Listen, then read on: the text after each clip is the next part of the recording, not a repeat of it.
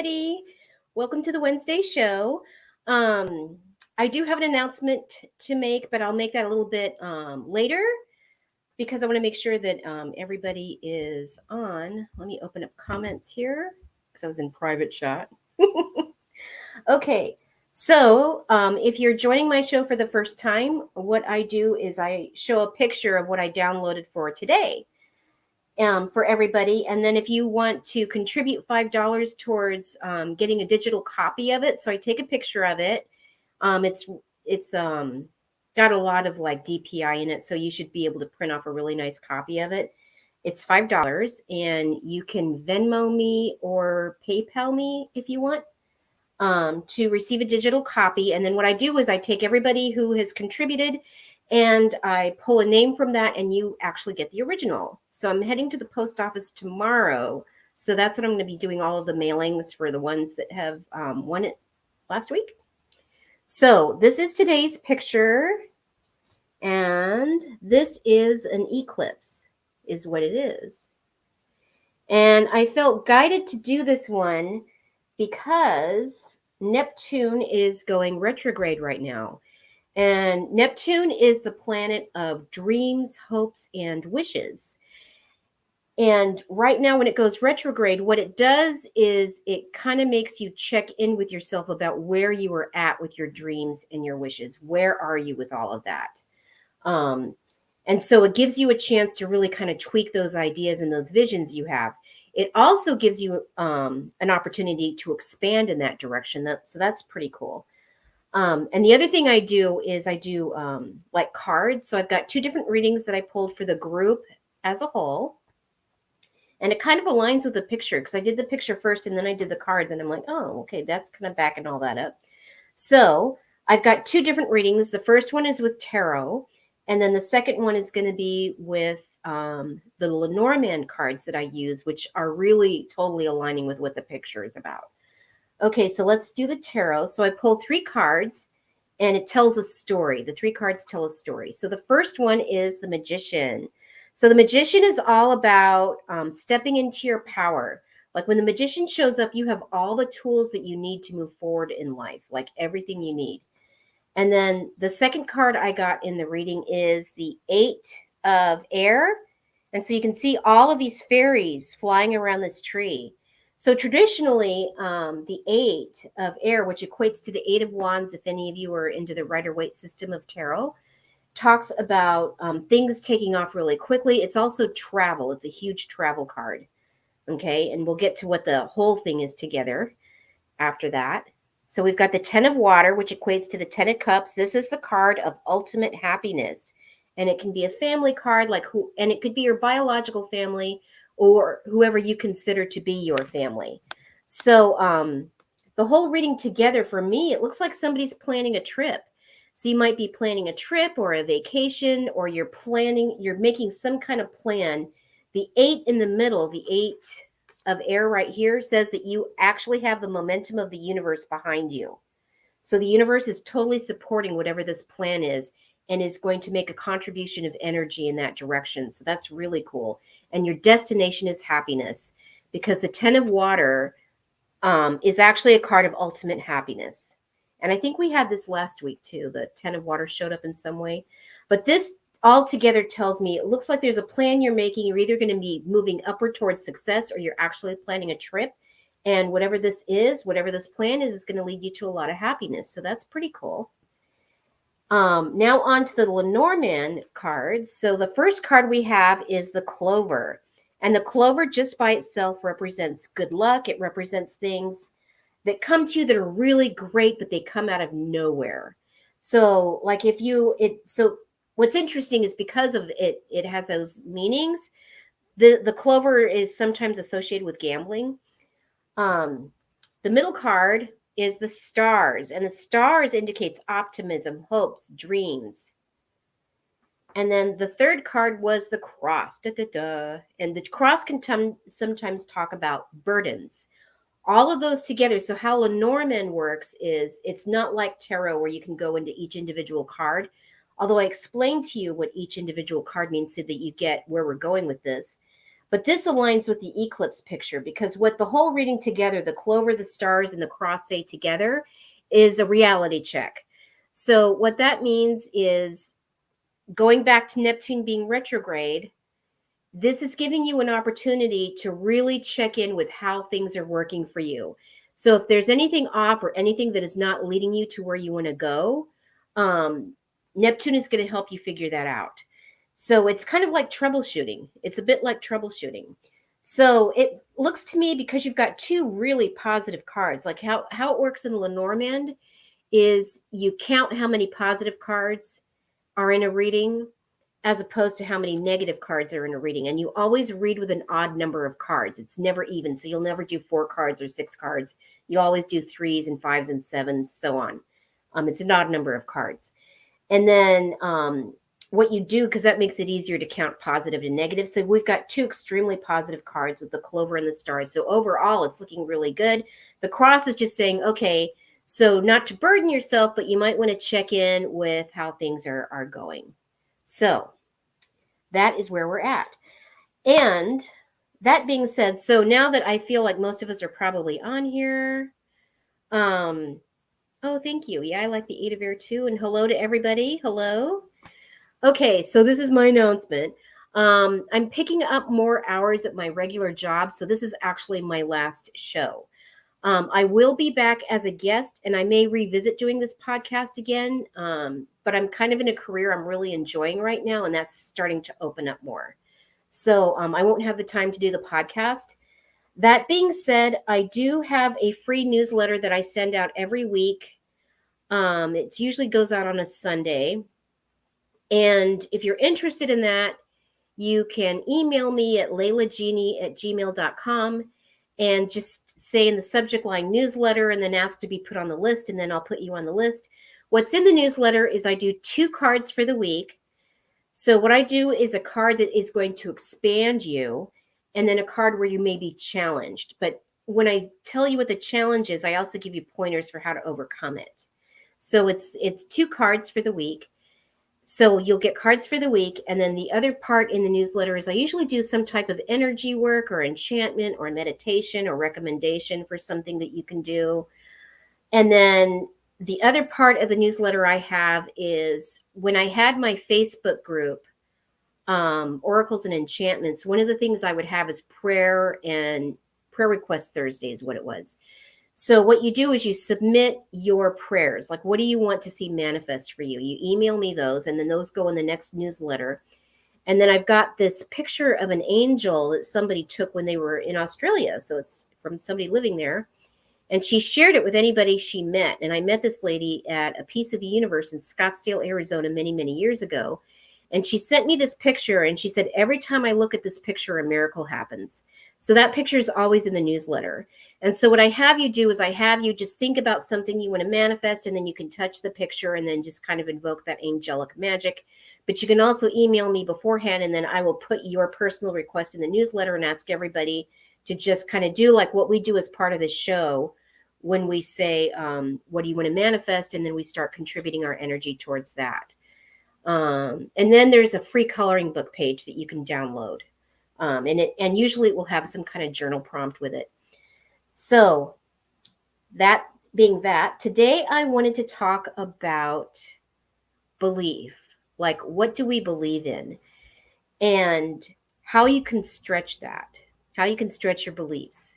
What's interesting to me is that when I've done a lot of psychic fairs and stuff, or been to a lot of metaphysical stores, I meet all kinds of people in the New Age. And what's really interesting to me is they'll say one thing but really mean another with what they're not tracking that. What they'll say is a big deal with New Age people is, I want to move past my limitations. I want to move past my limitations. That's what they all want to do. And yet they do things to kind of stay in those limitations, which is kind of funny. So let's talk about the word limitation for a minute. And in the New Age, it's like, oh, you want to move past your limits. Well, let's pick a synonym for limit.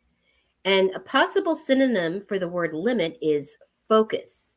So if you think about it this way, if you look, let's just look at say what different things that are manifest in the world. We have all this creative energy that's coming in and becoming manifested into something. Okay. So let's consider a bar of chocolate, for example. Creative energy has come in and it's manifested as a bar of chocolate. It's not a table. It's not a chair. It's not a rocket ship. It's a bar of chocolate. Okay. So it's limiting itself to being chocolate. So is that limitation or is it focus? So make sure you know the difference between those two things. The other thing I run into, because I do a lot of really weird stuff for like readings, and some people, they have a hard time kind of expanding into that can be a reading.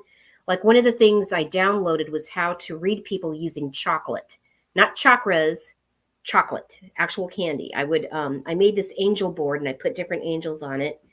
And then I would read people using chocolate. And a lot of people had a hard time really stepping into that because to them, readings were only tarot cards or only palmistry or only somebody channeling angels. And so the invitation here is to expand your mind a little to what is possible. If you want more different things coming in and more unusual, wonderful things coming in, then you have to expand what you believe in, what is possible. And I talked about this earlier with a friend of mine who's passed away, who was a brilliant medium, brilliant medium. I mean, could see specific stuff, real specific stuff about crossed over relatives. But he couldn't see aliens because he didn't believe in aliens. And he couldn't see anything from the elemental world because he didn't believe in that. And there's a saying that you can only see what you believe in. So just kind of stretch what's possible with that. And with that, I'm going to share a story with you. When I was younger, I was like maybe 9 or 10. We lived on an Air Force base. My dad was stationed there. And my brother and I would share our imaginary friends with each other. And sometimes we would design imaginary friends together. And we had this giant dumpster that was in the playground next to where we lived. And we were talking one day and we decided, wouldn't it be fun if we had an imaginary friend who was a Tyrannosaurus Rex? So that's what we decided we were going to make. We were going to make an imaginary friend. And we really had to think about this. We thought, okay, well, we want a Tyrannosaur. We definitely want a Tyrannosaur because that's our favorite dinosaur. But we have to think about this because we're kids, we think everything's real, right? Like, well, we can't imagine a Tyrannosaur and then have him running all over the base because he might eat people. And then our dad won't get promoted in the Air Force because he'll get in trouble because his kids made up a Tyrannosaur that ran around starting to eat people. It'd be a problem. So we decided that we were just going to confine him to the dumpster. He had to live in the dumpster, and that's where he was going to find his food. Anytime anybody threw out food, he was going to eat it, and that was going to be his food. And we thought, okay, so we've got that figured out. And then we thought, well, we want to go up and talk to him. We want to be able to have conversations with him, but we have to make sure he doesn't try to eat us. Because even though we told him he can only eat stuff in the dumpster, he might decide, oh, hey, there are these 2 kids by the dumpster. Let me eat them. So what we did is we designed a rule where anytime we visited him, we would bring him an offering, and it was a peanut butter sandwich. And it had tons of peanut butter on it. Because if you've ever eaten a peanut butter sandwich with super soft bread, what happens is it gets stuck to the roof of your mouth and then you can't open your mouth. And so it stays closed. So we figured this is a solution. We'll just give him a peanut butter sandwich. And we named him Trash Can. So the first time we went over to Trash Can, we're like, okay, hi, Trash Can. We want you to be our friend. And we just imagined we could see him in the dumpster. And then we would throw a peanut butter sandwich into the dumpster so that we could talk to him. And then we would move closer to the dumpster and then just pretend that we're having conversations with this Tyrannosaurus Rex. And we did this a lot. My mom never found out we were throwing away peanut butter sandwiches. But anyway, we would do this every time we came to the dumpster. We were throwing, peanut butter sandwiches in. And what happened is after a while, we could start to see something. It's like we could see him. And when I would check with my brother, I thought, wow, okay, I see him looking over in this direction. And I would look at my brother and not say, oh, look, he's looking over here. I'd say, well, what direction do you see him? Oh, he's doing this. And he saw the same thing I did. And Fun fact, in the world of magic, what ancient magicians would do if they wanted to send like a magical servant to go do stuff for them is they would do exactly what we just did. So we had no idea that this was some kind of ancient form of magic that we were practicing. And you can design, and so this would be called a watcher, and you can actually create a watcher. And it's very old. It's a very old practice. And you just imagine what you want it to look like. You can give it a name. And then what do you want to give it? You could give it a can of Coke. You could give it, something simple, and you plan out what it is. But every time you give it an offering of that, you're kind of giving it some kind of energy to live. And it can live as long as you believe in it. And once you decide you don't want to believe in it anymore, it can kind of go away. Anyway, so we had a watcher and didn't know it. Anyway, long story short, they came and on the dumpster day, and they took the dumpster. They emptied it out, so it was totally empty. And we walked up to it, but our mom hadn't gone grocery shopping yet, so we didn't have any peanut butter. So we thought, okay, we're just going to go up, but we're just going to stand far away.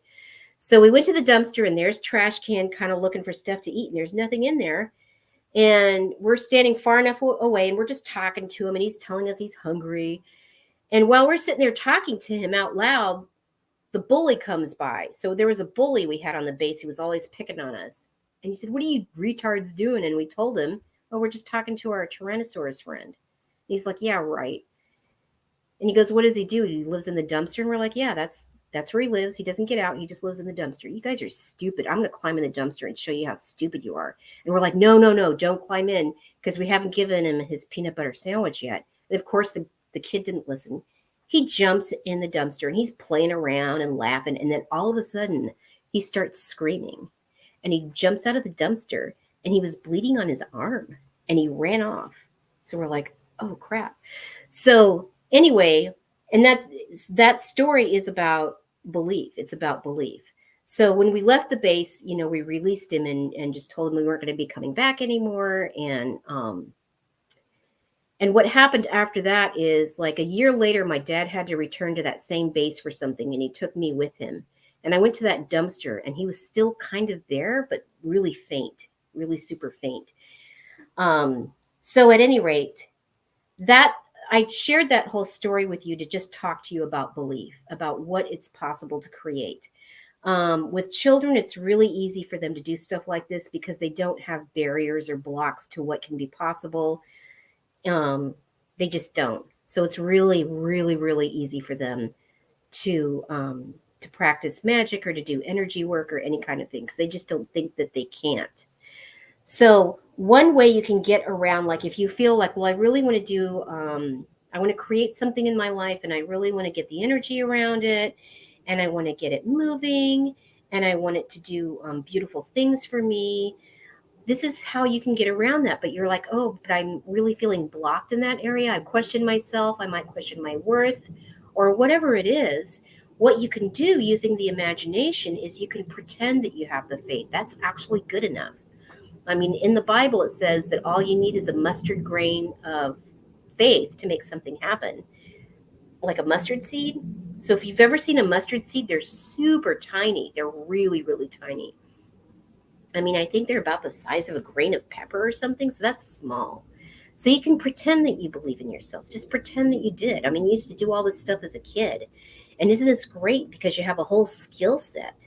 I mean, you don't even know it, but your whole childhood, if you ever played pretend or dress up or anything like that, is a skill set. And who knew that that's when you were first in metaphysical school to learn how to manifest? But your childhood really is the source, because it taught you what it was to have belief and what it was to engage in your imagination. Albert Einstein said that imagination is more important than knowledge. And he downloaded what he came up with relativity through a dream. So dreams, meditations, all of those are sources for information for you. What I like to do is, if I set my intention on manifesting, or there's something I want to create, what I'll do is I'll back it up by asking for signs after I've stepped foot in the direction I want to go in. So I'll ask for a sign, and usually I'll take a walk and just notice what I notice. If it's a cloudy day and we've got some fun clouds, I'll look up at that and see what's happening with that. Maybe there's a particular animal that will cross my path. What do I think about that animal? I might see leaves in a certain kind of formation. It's funny because where I take a walk, there's a sticker somebody put on a light post, and it's for the astrological sign Leo. So every time my eyes catch that, I'm like, oh, okay. That could be a message for me too.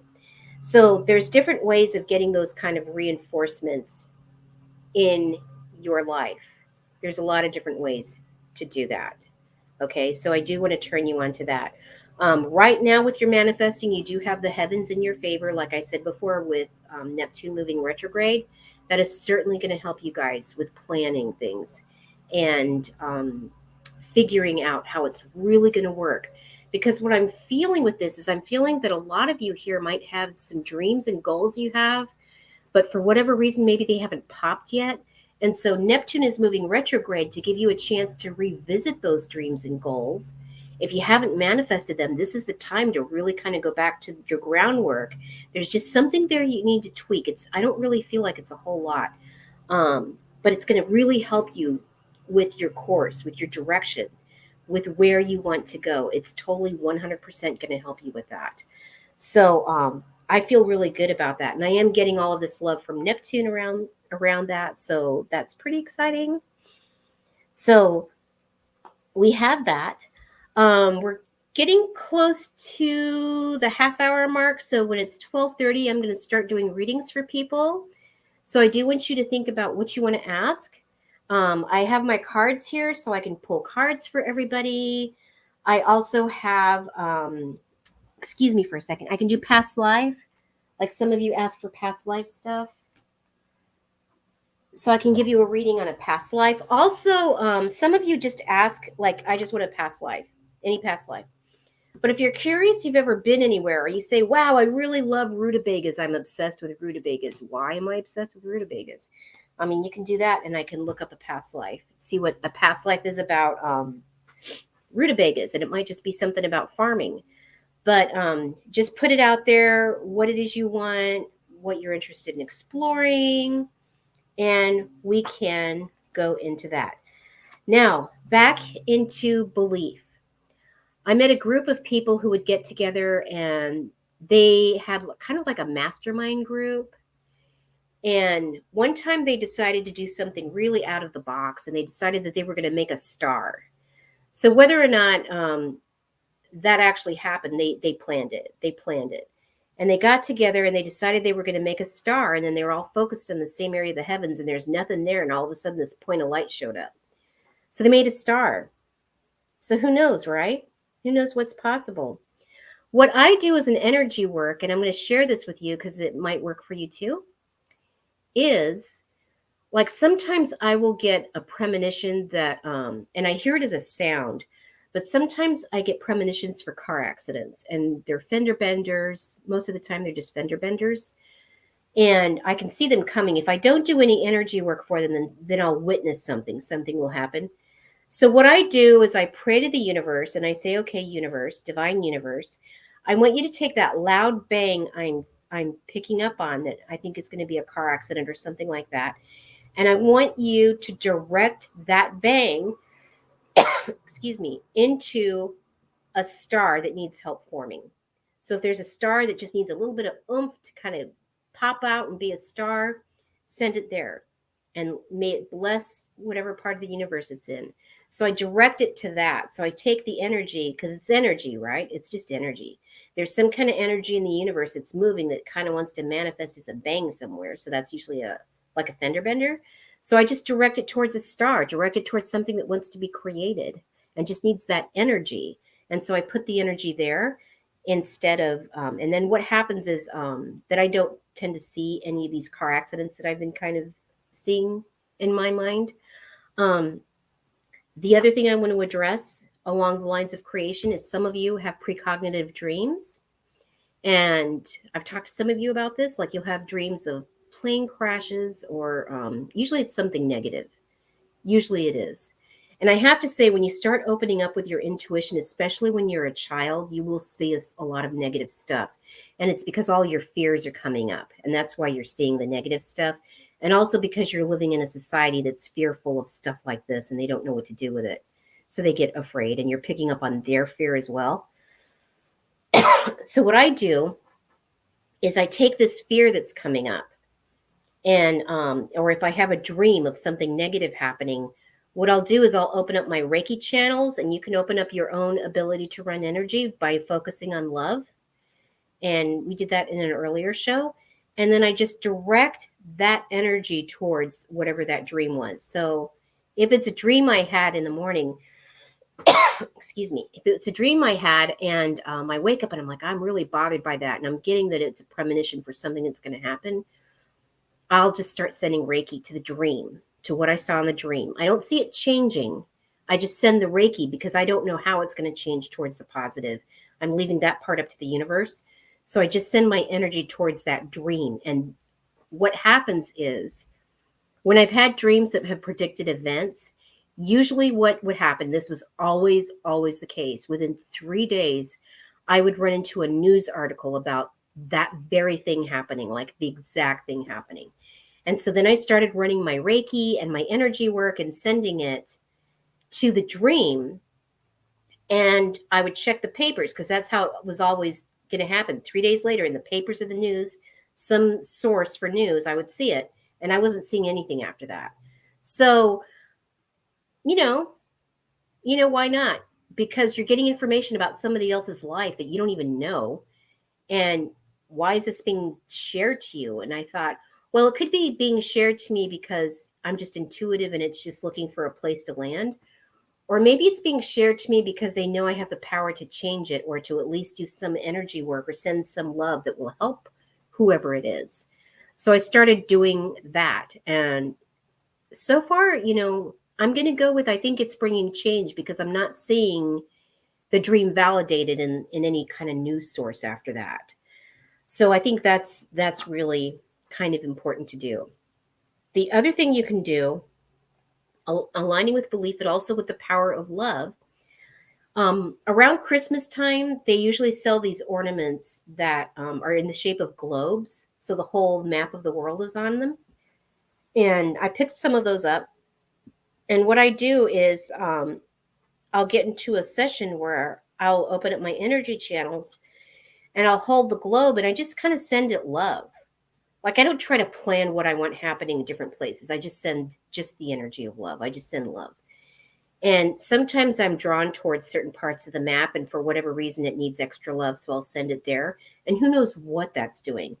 Is it helping a country at large? Is it helping maybe one person in that country? What is it doing? So, I do that. So Kim just popped in. She goes, "Hi, everyone. I made it to Colorado. That's great. Yay. That's wonderful news." Oh, I bet it's cool there, like temperature-wise. I think I have a friend that lived there, and I think a month ago they got snow or something like that. So it should be pretty cool in Colorado. It's beautiful. I have been there before, near Denver, Aurora. I had friends that live in Aurora. Anyway, okay, so back to the topic of belief. So it's okay to pretend. Really imagine that you're a kid. Imagine that you're a kid again and just pretend. Pretend that you have faith. Pretend that you're these things.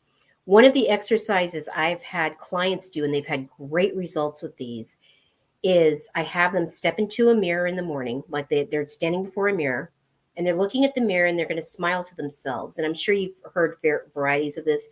Oh, just say you love yourself. And it's not that exercise.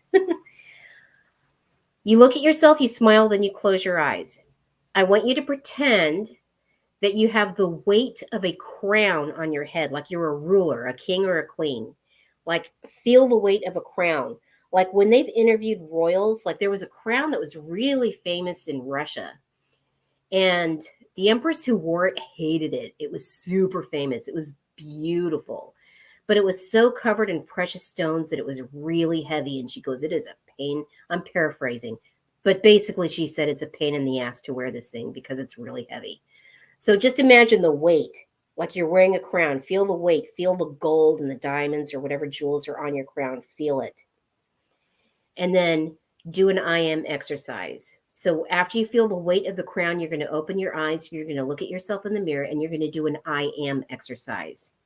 Okay? I am a queen or I am a king. And then just start doing I am Rumi. I am, whatever your role models are. If they're people from the way past, I am Aristotle or whatever.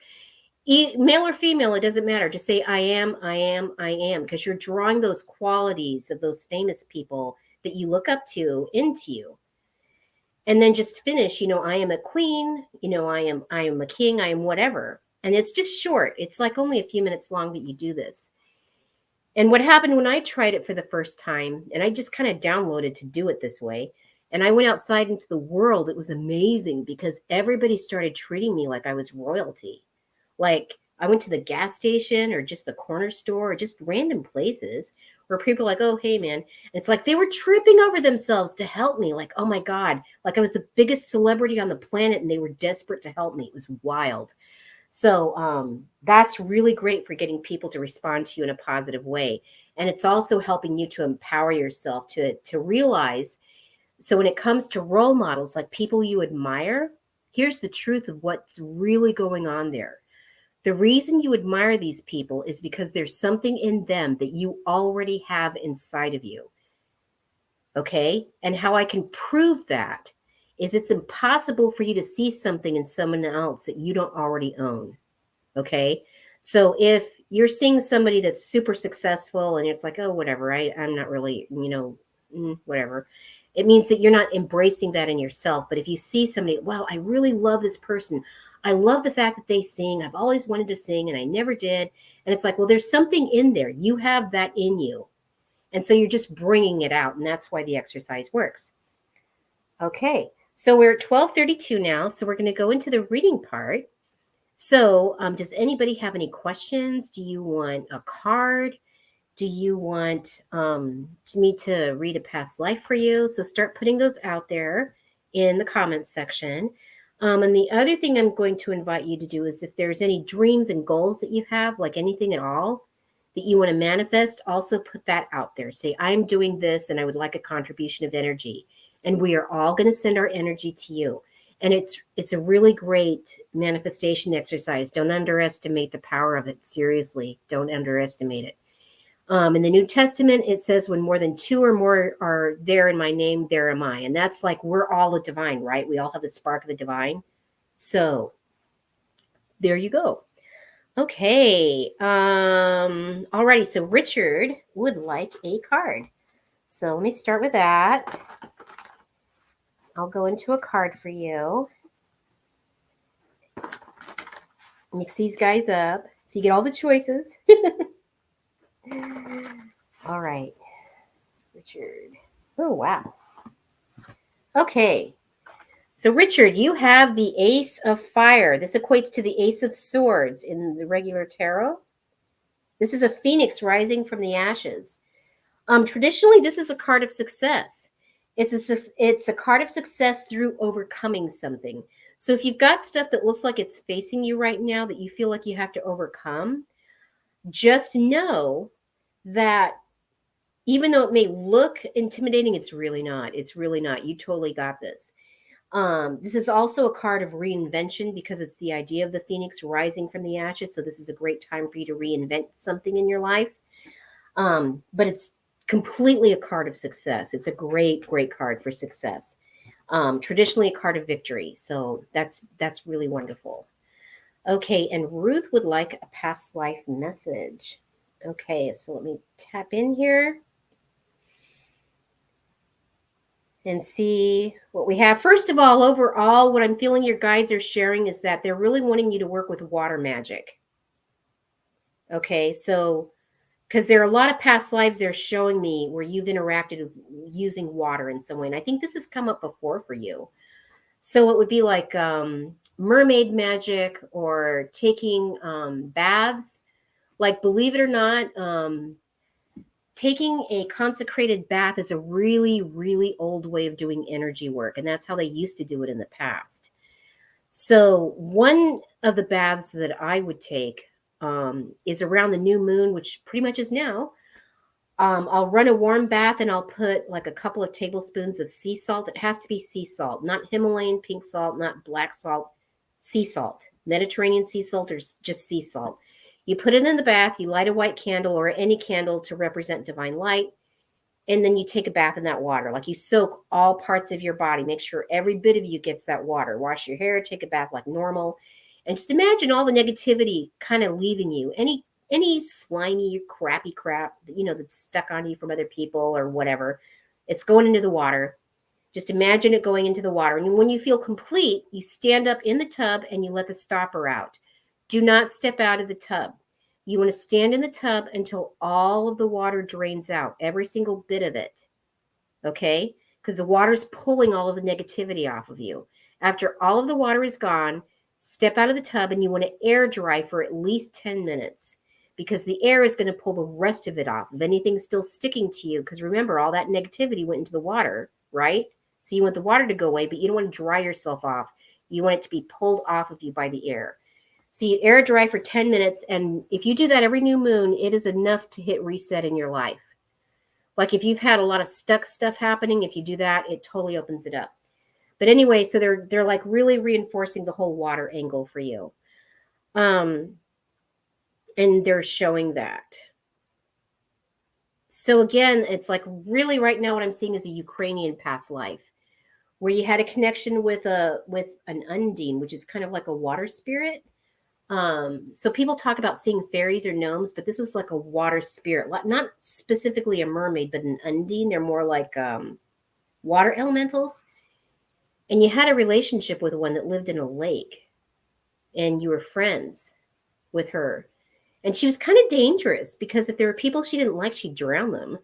But she liked you, which was good. So you would ask her to protect people, that you loved and that's just her nature. That's just what she did. But anyway, it feels like she lived in this lake and it feels like she would give you gifts of water that you could use for like healing teas or different things like that. But she'd leave you gifts. You were always leaving each other gifts. Like you'd find flowers that were blooming not close to the river or the lake, and you'd bring those to her. But it was this really wonderful kind of relationship. And you used a lot of what she gave you for your energy work in that lifetime. But it feels beautiful. I mean, it feels like it's around the 1400s this lifetime. So the thing that was happening in Ukraine at that time, or that area that becomes Ukraine, is that they're still very healthy as far as their relationship with nature. So they didn't have too much from like inquisitions and witch hunts and stuff. So that's the past life. Okay, Super Space Cookie would like a past life. Okay, so let's see what we have for you. Okay, you have a past life as a tour guide that takes people into different dimensions. So you're actually from another planet, not from this physical universe, somewhere else. But there are people, because how physics has looked at it now with string theory and all of that, is that our universe is in a bubble.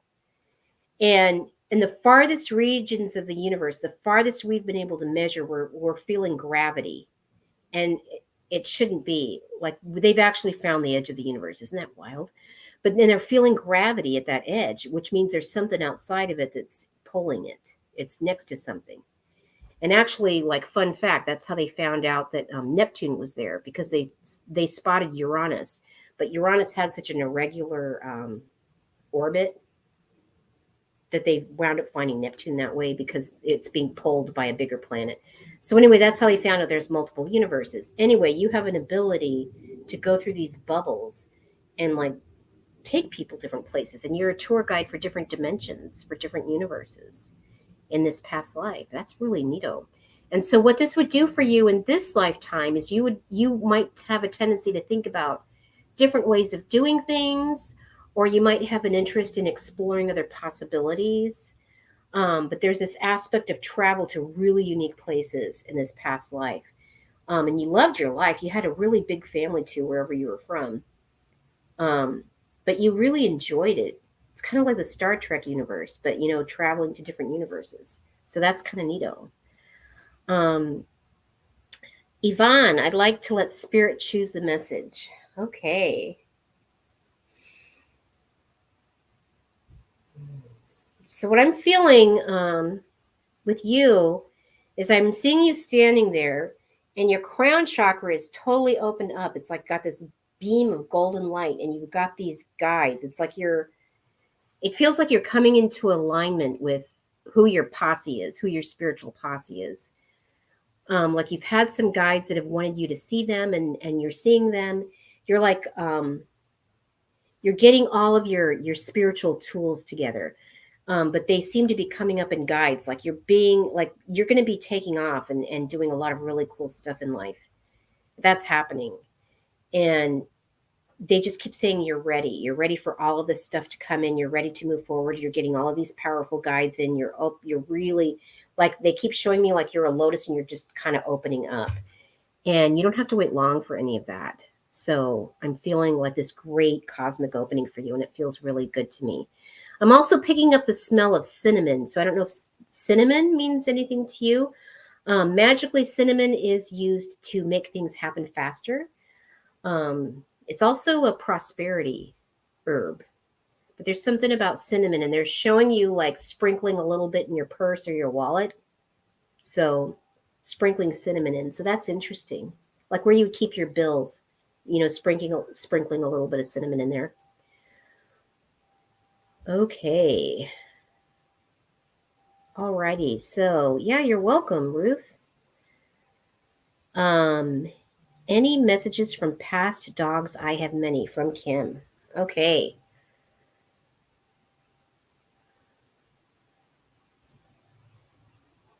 Well, there is a dog that I'm seeing. So mediumship is not something I do explore a whole lot of it, but this is what I got. There's a dog I'm seeing who has a ball in their mouth.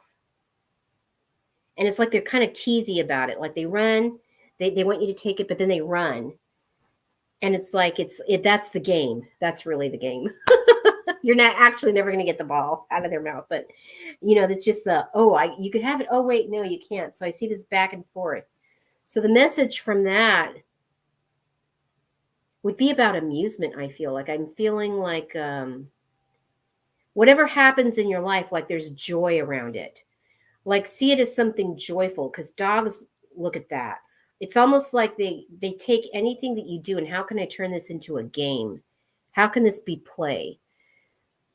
So to take the things, like even some of the serious things you have to deal with in life, and how can you make it playful? How can you turn this into like a game? That's one of them. There's another dog. So the first dog I saw felt littler. And then there's another dog I'm seeing that's bigger. It's a bigger dog, like a large dog. Now, keep in mind, I know you have a lot of past dogs, but when people open up to dogs, like they all show up. And I mean, dogs you may have had in other lifetimes, like they just show up. One of them is a wolf. You had a relationship with a wolf at one time. Anyway, this dog is saying is really liking naps and wants you to take more naps, or just is naps. There's like messages around naps for you. So, okay. Yvonne's been having coffee every morning. Oh, I see that. Okay. Anyway, back to the dog. Sorry. I'm seeing little dogs, like a chihuahua, like a small, like a little chihuahua thing that's just kind of just spinning in circles like it dances. It's like a little, I mean, it may be some other kind of dog, but I'm just feeling it's little like that. And it's just kind of dancing around circles. And then as I'm looking, it's like when I see your living room, it's like full, like there's hundreds of dogs actually in there. They're all kind of laying around and lounging.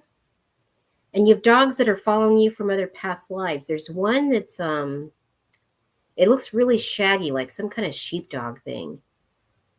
And that one's from a lifetime you had in Scotland, but it's like really kind of ropey with its fur. Because it's following you. Because you hang out with it when you're on the other side, but when you embody, it just kind of finds you where you're at and it just kind of hangs out. So you have a lot of dogs. I mean, I know you may have had dozens in your life, but these are hundreds. There's hundreds of dogs around you. and a wolf and a fox. You've got a white Arctic fox that hangs out. So you have that. Okay. Anybody have something they want to ask, or do you have a manifestation? Does anybody want to manifest something and have us all make a contribution of energy? Because that's also fun to do. So while I'm waiting for those to drop in, Super Space Cookie says, wow, that explains why I like to travel now. I love your messages. Thank you so much. Oh, you're welcome. You're welcome for that. And yeah, Yvonne says the crown headache. Yeah, because it's like stretching. It's really stretching. Like it could be like a stretching feeling with that. When it comes to things you want to manifest with that, don't forget to put a grounding cord on it. So that's something you can do with a plan or a dream. So as you can do it with your body, where you're running energy with your body and you're grounding with your body, and you're also bringing in divine light. You can do that with a project or an idea, and that could be the thing that you need to help kick it over.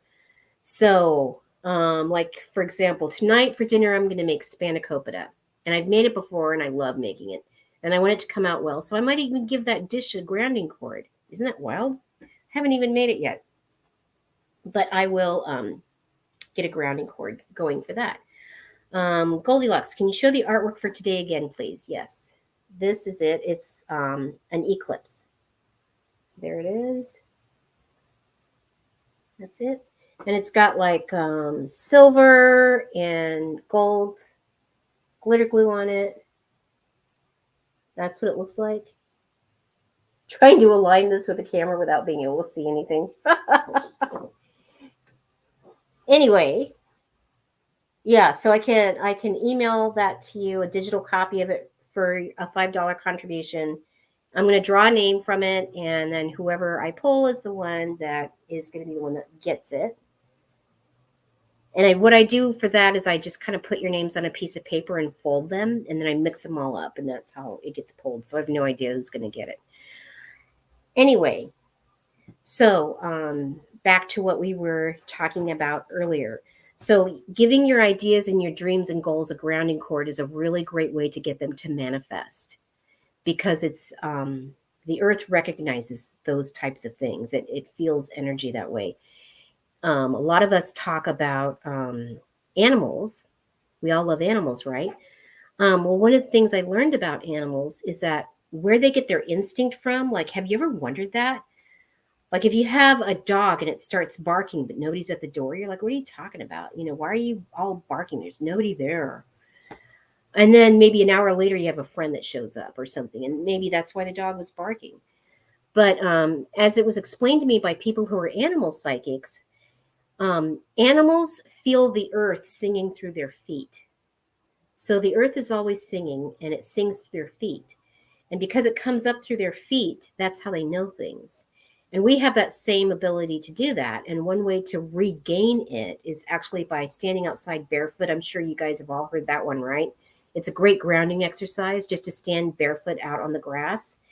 And it just helps to earth you. You know what I mean? Like if you're all in your head, if you're feeling like, just literally go outside and stand in the grass or stand on the ground. And it will help ground you, and it will help get you connected. Okay. Kim says, fantastic. My heaven is a big park with all my dogs. When I meditate, I go there. Awesome. Love those messages. Oh, cool. Oh, your little Chihuahua's 18. Oh, what a cutie. And you can give her a grounding cord if you want. You ask first. You ask, do you want a grounding cord? And then just see what she says. And that's how you give it to other beings that are not you, is you can ask, like if it's a living, like a dog or a cat or whatever, you can ask if it wants a grounding cord. And then give it a grounding cord. You can imagine it however you want. And it's actually good for their health. It helps with healing too.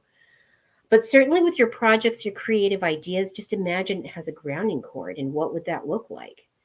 And then that really helps. I ground places I'm at just to kind of keep the energy flowing and to keep it really positive. And that also is very helpful too. It does tend to work. So anyway, that being said, I'm going to kind of move on a little bit to talking a little bit about how to use angel numbers. So I'm sure a lot of you have seen like 1111 repeated, or maybe it's 222. I mean, you're familiar with that idea, right? Like if you see repeated numbers all the time, it's usually a message from your spirit guides that you're moving in the right direction, which is super cool. But there's another number that I want to turn you on to that you might want to keep an eye out for, and that is your birthday, specifically the time you were born. So, for example, I was born at 8:33 in the morning.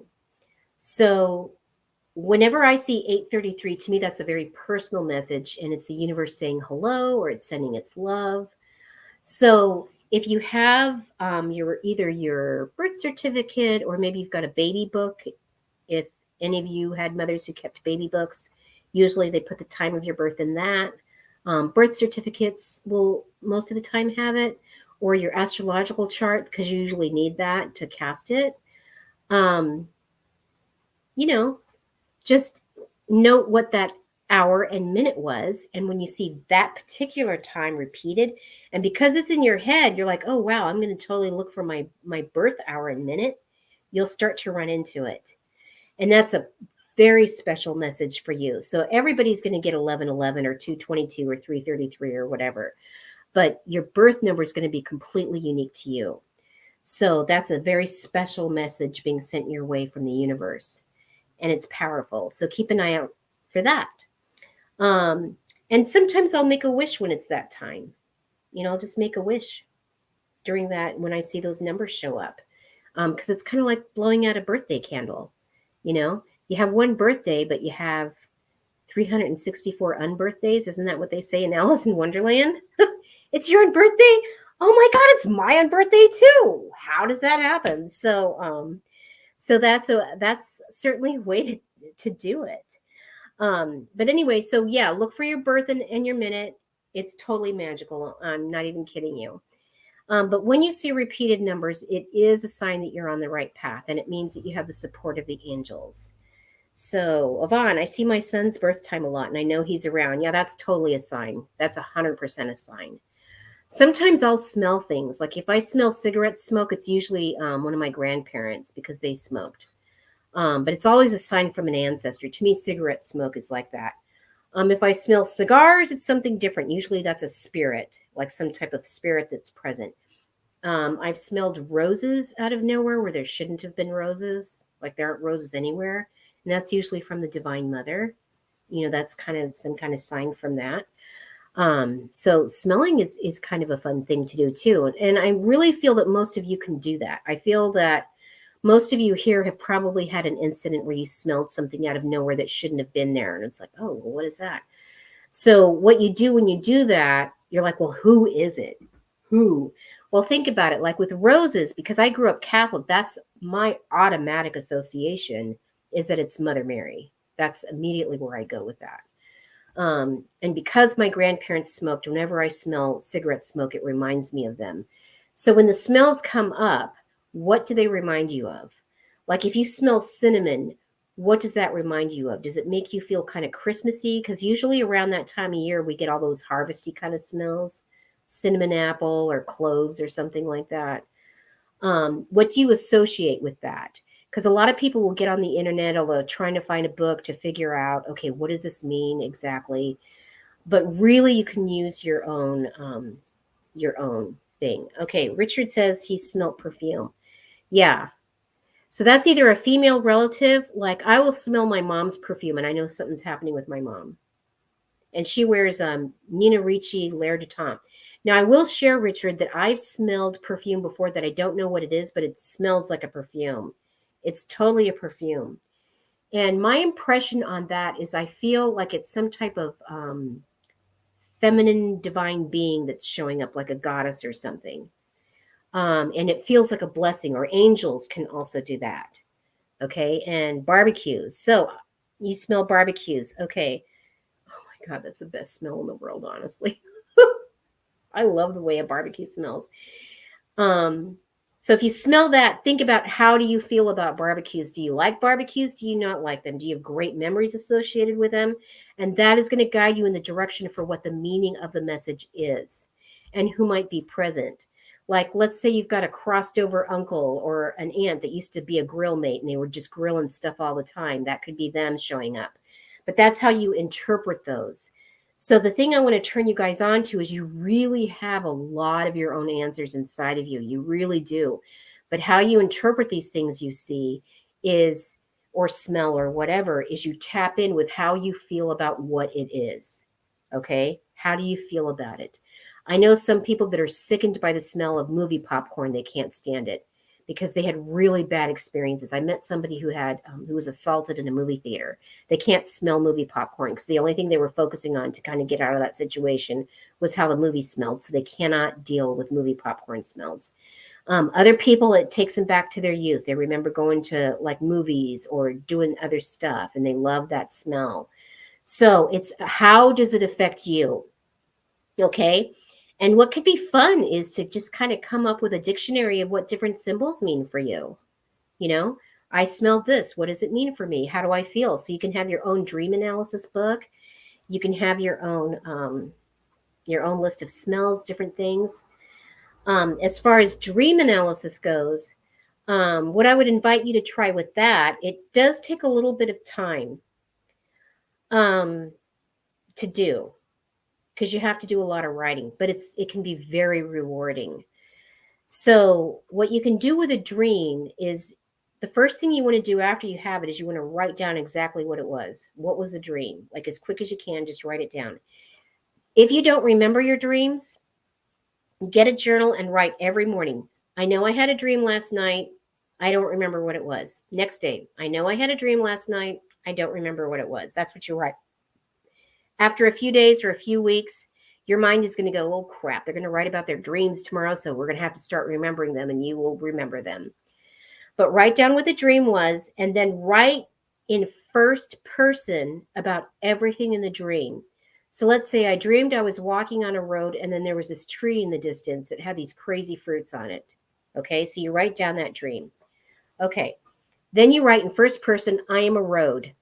I am a road and this person is walking on my road or is walking on my body and I just don't know where they're going. They seem to be confused or whatever could come up with that. I am a road. You don't say, yeah, there's this road and the road is saying, no, no, no, I am the road. There's a person walking on me. Okay. Now there's a tree in the distance that was in the dream, right? I am a tree and I see this person walking up to me and I have all these crazy ideas hanging off my body and they don't know what they are yet. And they're not going to know until they get to me or whatever it is. But I am the tree. You talk about yourself as the tree. You're also going to be the fruits because that was something you mentioned in your original write-up. I am these crazy fruits hanging off of tree. And there's so much of me and I have so much to share and I'm so full and rich and juicy. And what happens is after you do a dream that way, this is called gestalting a dream. After you gestalt your dream and you become everything in your dream, after you write the whole thing out, you're going to get a message that's going to pop right out. And you're going to go, oh shit, this is what this is really about. I thought it was about this and it was really about that. For example, right before I got divorced, I had this dream that I was walking next to a lake with my soon-to-be ex-husband and our kids. And our kids slipped into the lake and died. They just drowned. And there were all these lilies on the lake, on the surface of the lake. And it scared me because I get precognitive dreams. And I thought, oh shit, are my kids going to drown? And so I went and gestalted my entire dream. And it turns out my kids weren't my kids. They were my dreams. I was afraid of losing my dreams. That's what the whole thing was about. It had nothing to do with my kids. But when it's like, okay, I'm a child. I have so much hope. I have all these dreams. So that's what it turned out to be. And the water represented, what I couldn't see or what I couldn't trust. That's how you write down a dream. And then you will get these incredible messages from your dreams. So that's pretty cool, right? You could try that. Okay, Yvonne says, my godmother's perfume the morning she passed. Yeah. Just for you, Yvonne, I once smelled my mother's perfume really powerfully. And I didn't go visit her, and I wish I would have because that day she made tacos. And I love her tacos. Oh, my God, I love her flipping tacos. So I missed that opportunity. But anyway, I want to thank everybody for contributing with just your presence, like asking questions and putting it out there. I'm very, very grateful. I'm sure that we will connect again because I'll be a guest on some shows and stuff, and I might be bringing the podcast back later. But thank you so much. Thank you, thank you, thank you. And may you all be blessed. May you be blessed beyond imagining. It is so, it is so, it is so. So thank you very, very much. Don't want the fun to end? Grab more refreshments. Then head over to the Goldylocks Productions YouTube channel. With the huge selection of shows, the fun doesn't have to end.